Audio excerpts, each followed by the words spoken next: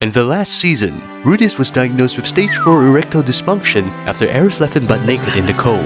So this season, he heads out on an adventure to find a cure for his sickness, and the first thing he did was to find some new adventurer friends to distract himself from crippling depression. So in an attempt to check if his PP is working, he touched one of his adventurer friends' booba. Oh my god, why did you touch my boobs? Now I can never get married. So Sarah ran away after having a modesty outrage for research purposes. Safe to say, the research outcome isn't looking good for Rudius Jr. Then, Rudius heads out to the forest to find Private Sarah. After all, a man's gonna take responsibility after touching a woman's boobs. After saving Private Sarah, Rudius gets invited to go on a date with Sarah to buy a dagger. Of course, that's just an excuse. Sarah wanted a different dagger. Well, too bad for her. That dagger is, not working. Really, nigga? This incident gave Rudius so much emotional damage that even a professional physiotherapist could not cure him. The PTSD is just too strong. Fast forward a few days, a young elf named Elena Lisse comes into the tavern looking for Rudius. Apparently, she's here to help Rudius with his quest of finding his family. Together, they went to Harvard School of Magic, because therein lies the cure for Rudius ED. As soon as he arrived, he got a hold of a panty. That panty belongs to Fitz the valedictorian. At this point, a typical tsundere female would have gotten mad and punched Rudius in embarrassment. But Fitz Senpai did not do that. And that is because he's a male. After realizing Fitz is a bro, Rudius decided to experiment with the Catgirl twins. But unfortunately, it seems like Rudius Jr. won't be getting any action anytime soon. So instead, he helps out his dear friend Cliff to get some action. And so the next day, Rudius introduces Cliff to Elena Lisse.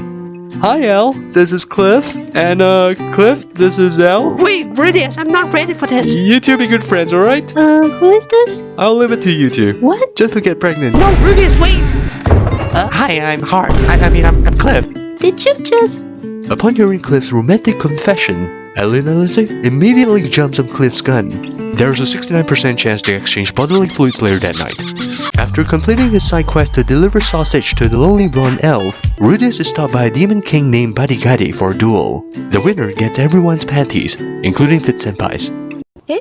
Being the cultured man he is, Rudius became very motivated and used Super Tengen Toppa Giga drill at Badigadi, blasting his purple ass to smithereens. But Demon Kings don't die, they just return as high school students. Then, Rudius meets up with another student to find out more about the summoning incident. But what awaits is PTSD. Wait a minute! You're the one beside Orsted when you fucked my ass! No, don't come near me! No! No!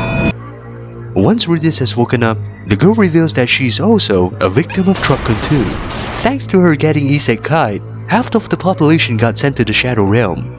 And boy did this send Fitz into a fit. I'm telling you, it's always the shy ones. So Rudius immediately puts Fitz into an arm lock and calms him down. Calm your tits, Fitz! Even though you don't have one. What?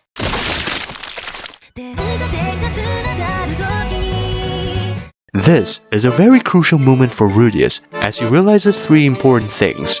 Firstly, Fitz is not a man. Secondly, he's not gay. And lastly, his PP is working again. What is it that's touching me? Masaka, is that a staff? Motivated by a burning desire, she invites Rudius on a trip to confirm her suspicions. Upon arriving, the first thing she did was to touch Rudius' thick staff.